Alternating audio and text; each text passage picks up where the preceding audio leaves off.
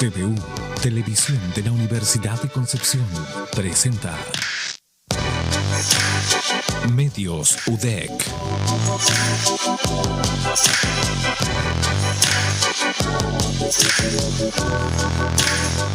Iniciamos Medios UDEC por las pantallas de TVU, el canal de televisión de la Universidad de Concepción, saludando a todos quienes nos acompañan con su sintonía y también quienes se suman a través de Facebook Live. Estamos ahí transmitiendo para aquellos que están fuera de la región del Biobío y fuera también de nuestro país. Hoy tenemos un programa especial, vamos a dividirlo en dos bloques y hemos dividido también al equipo. Vamos a saludar a Francisco Martinich, el director del diario y la radio La Discusión. ¿Cómo te va, Francisco? Buenas tardes. Hola Galo, buenas tardes. Saludos a todas y todos de la audiencia y del panel también. Hoy día divididos pero conectados. Claro que sí. ¿Cómo está la directora de la Radio Universidad de Concepción, Karen Candia? Muy bien, Galo. Muy buenas tardes a ti. Saludo también a mis compañeros del panel y a todos quienes nos sintonizan a través de las pantallas de TVU. Estamos experimentando una nueva fórmula, Javier Cisterna, editor de noticias.udec.cl. ¿Cómo estás? Muy bien, gracias Galo. Un saludo grande también a Karen, a Francisco y a todos quienes nos siguen a través de la señal de TVU. Ya se van a sumar nuestros compañeros Hugo Varela y también Silvanio Mariani y nuestra compañera Tabita Moreno, y además vamos a tener en el segundo bloque a dos invitadas. Nos va a acompañar María Angélica Bendaño, directora de la Unidad de Telemedicina de la Universidad de Concepción, y Marta Werner, jefa de la Unidad de Epidemiología del Hospital Regional. Así que vamos a tener también un interesante bloque en breve. Pero comencemos con la contingencia y evidentemente hay que comentar lo que ha sido esta semana, la primera del nuevo ministro de Salud. ¿Hay un cambio en la estrategia, Francisco Martinich, o hay solamente un cambio en la comunicación, en la puesta en escena de cómo se dan a conocer los avances de la pandemia a la ciudadanía? Bien, Galo, mira, uno debería esperar que fuese ambas, ¿no? Un cambio en la estrategia comunicacional que se está advirtiendo, ¿no es cierto? Pero también ciertamente un cambio en la estrategia de gestión de la crisis sanitaria.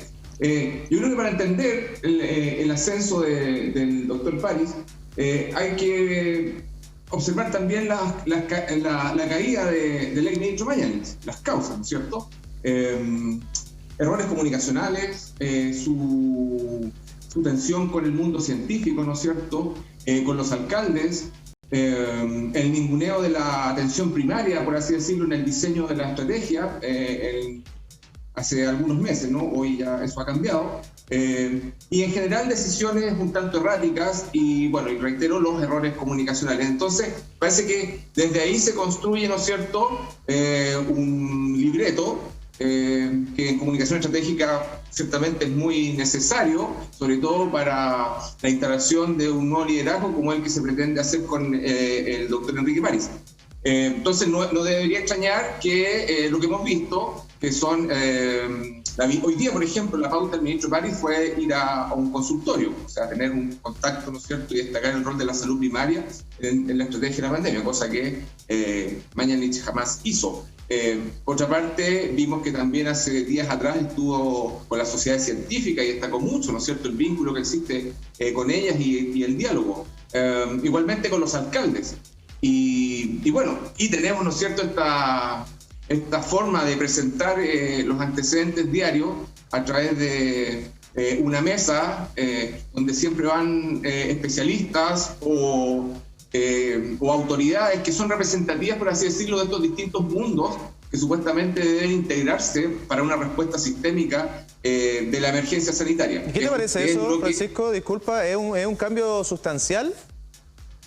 Es que, bueno, voy a eso, que por ahora lo que vemos es una puesta en escena de una nueva forma de comunicar que envía señales de inclusión de estos distintos actores. Entonces, hasta ahí, bien, porque efectivamente se necesitaba proyectar aquello. No obstante, la duda que queda es si, porque en el fondo, en rigor, ¿qué es lo que vemos en esta puesta en escena? Vemos al ministro actuando como un moderador de el conocimiento que tienen, ¿no es cierto?, aquellos que asisten o la opinión que tienen aquellos que asisten a la entrega, a la conferencia de prensa donde él entrega los datos. Y eso, bueno, es justamente ese rol, es el rol que representa la inclusión, que representa esta capacidad de hacer participar a otros de la vocería. Pero la duda que queda es si esto efectivamente es cáscara, o también, ¿no es cierto?, este diálogo, esta inclusión, esta escucha de las comunidades científicas, esta consideración del rol estratégico de la salud primaria y de los gobiernos comunales, ¿no es cierto?, va a estar también en el nuevo diseño, que es lo que todo el mundo espera del ministro París. Entonces, para resumir, me parece que aceptada la propuesta comunicacional en términos de proyectar mayor inclusión, mayor capacidad de escucha, pero la duda, razonable obviamente y muy tolerable porque lleva muy poco tiempo, 6 días apenas, pero la duda respecto de si va a haber un cambio profundo en la gestión y no va a ser más de lo mismo, porque si no, en el fondo, tanto el ministro París va a estar condenado a la intrascendencia, como obviamente la estrategia y la capacidad del gobierno de hacer frente a la crisis, que cada vez se agudiza más. Las cifras de hoy llegamos a los 4.000 fallecidos, entonces muy impactante eso, y es yo diría que para finalizar, que el ministro París está contra reloj, contra el tiempo, para dar a conocer su estrategia. Yo creo que no debería pasar de la próxima semana, independiente de si mantiene o no mantiene este esquema de comunicar con mucha gente, que yo que insisto, es una estrategia que puede dar resultados en el arranque, pero no es algo tampoco que se pueda sostener por mucho tiempo. Bueno, y cada viernes estamos teniendo cifras peores. Llegamos a este programa, ¿cierto?, con las lamentables vidas que se han perdido, con el avance de la pandemia, cada vez con más personas contagiadas. Y eso se cruza también con otras materias. Karen, queremos también mencionar lo que fue la votación en el Senado del proyecto de postnatal, ¿cierto?, de emergencia, declarado inadmisible. Ha generado una ola de comentarios y de recriminaciones también, declaraciones cruzadas entre los parlamentarios, pero también en la gente que no entiende mucho qué fue lo que ocurrió y finalmente a quién se está protegiendo o se está desprotegiendo con esto. Efectivamente, Galo, pero antes quisiera solamente complementar algo de lo que mencionaba Francisco, el hecho de la estrategia precisamente de París, que es algo a lo que todos vamos a estar muy atentos. A mí en lo particular también me interesa poder conocer de qué manera él se va a articular ahora mucho más tal vez con el mundo científico. Ha dado señales, defendió esta semana también al ministro Pube, que fue cuestionado a través de una carta que enviaron algunos investigadores solicitando su salida. Y en ese punto yo creo que es muy importante también de qué forma él se articula no solamente a nivel central allá en Santiago, sino de qué forma incorpora también las recomendaciones de investigadores y de otras áreas que están también en regiones, porque las realidades son muy distintas. Él puede efectivamente ir a visitar un consultorio en la región metropolitana, en las de los alrededores, pero y también es necesario que tenga un conocimiento mucho más amplio de cómo se maneja o cómo pudiera manejarse cualquier emergencia a nivel más descentralizado, en zonas más extremas, en donde el acceso de las personas a un ventilador mecánico es mucho más lento por temas geográficos. Ahora que estamos entrando a condiciones climáticas mucho más extremas, ahí yo también ojalá pediría o esperaría que hubiera también mucha más atención a lo que dicen los investigadores desde regiones. Algunos de hecho ya hemos visto, un comité científico de región del Biobío precisamente está solicitando un manejo mucho más descentralizado de todo esto, porque cada comuna, cada región tiene sus particularidades, y ahí ojalá esperemos que el nuevo ministro de Salud dé algunas señales para ver de qué manera se puede esto articular de mejor forma e ir finalmente en el bien común, que es lo que todos esperamos. Y respecto de lo que tú me planteas, efectivamente, esto es una lamentable noticia, finalmente el hecho de que en el Congreso se haya declarado finalmente inadmisible esta extensión o este postnatal de emergencia, como se le conoce más popularmente, por declararse finalmente por parte del Senado. Esto ahora pasa a la comisión mixta, pero ¿qué es lo que, como tú señalabas, han habido muchas críticas? ¿Por qué? Porque ciertamente, si tú lo piensas, una persona, una mujer en este caso, ya que tenemos que entender que en nuestro país la mayoría de las personas que están al cuidado son cuidadores de los niños más pequeños de la casa, son en su mayoría siempre mujeres y las que tienen este beneficio del postnatal. Al momento de tener que volver a su trabajo en estas condiciones, o sea, prácticamente no es factible.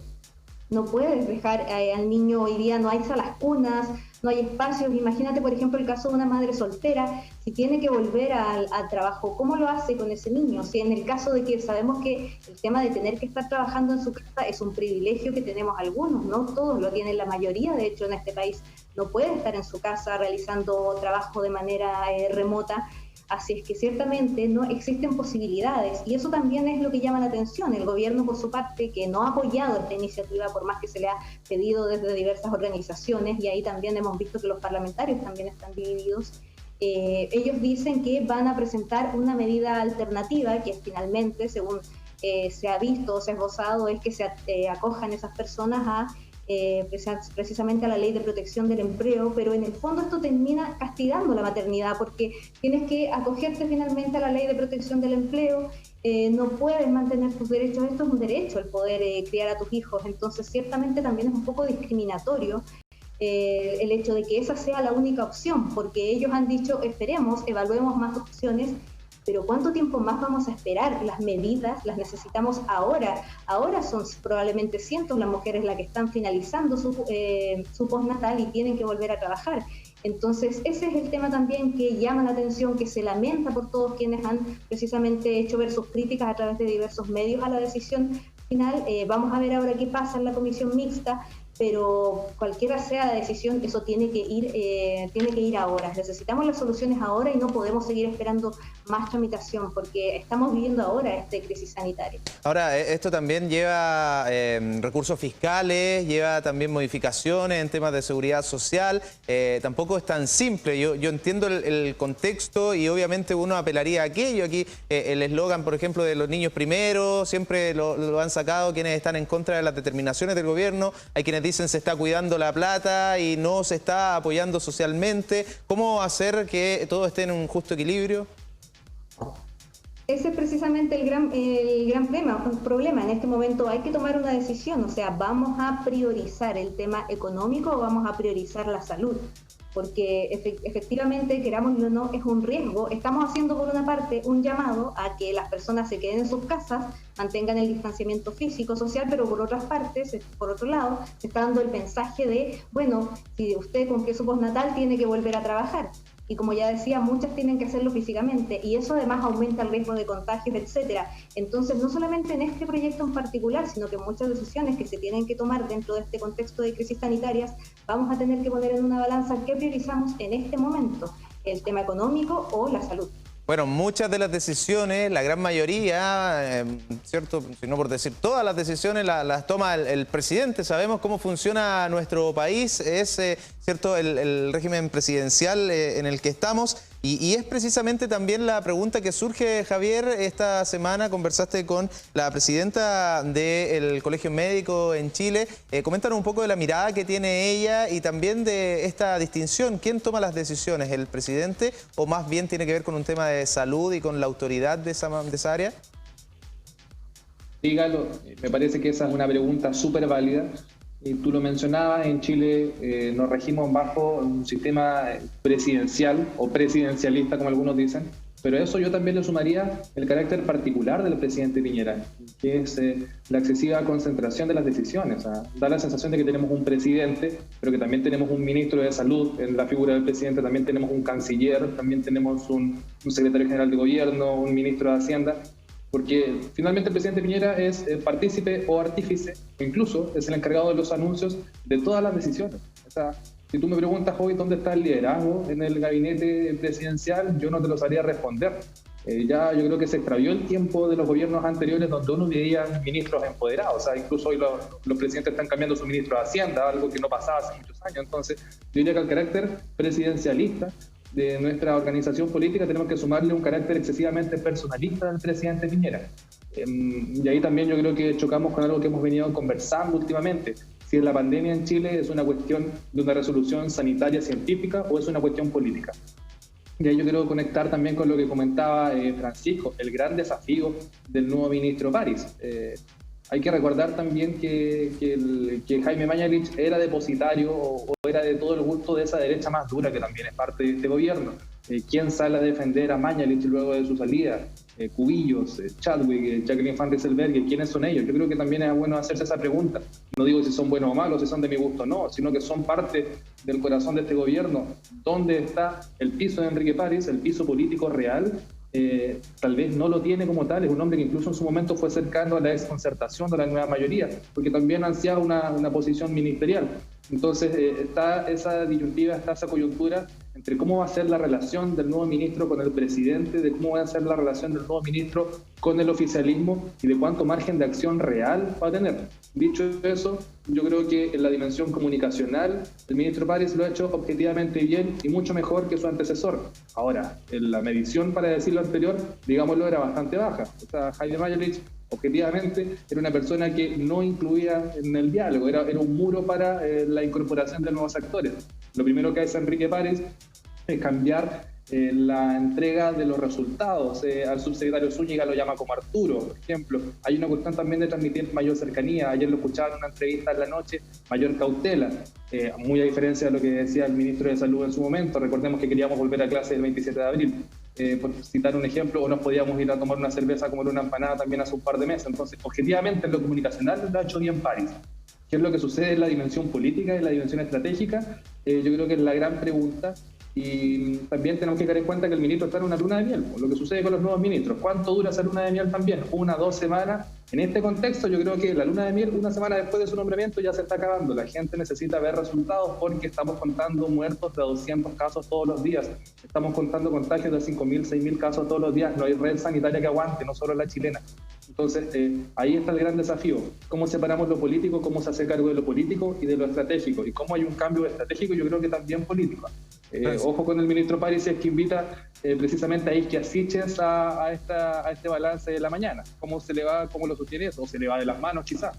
¿Cómo reacciona el oficialismo si es que ve también a la presidenta del Colegio Médico como un liderazgo así de fuerte? Recordemos que es el personaje mejor evaluado en la academia, al igual que Joaquín Lavín. Entonces, es un tema que es súper complejo y no sé si te parece, Galo, si escuchamos la declaración de la presidenta del Colegio Médico, porque yo creo que le pone más pelo a la sopa y más insumos para la discusión.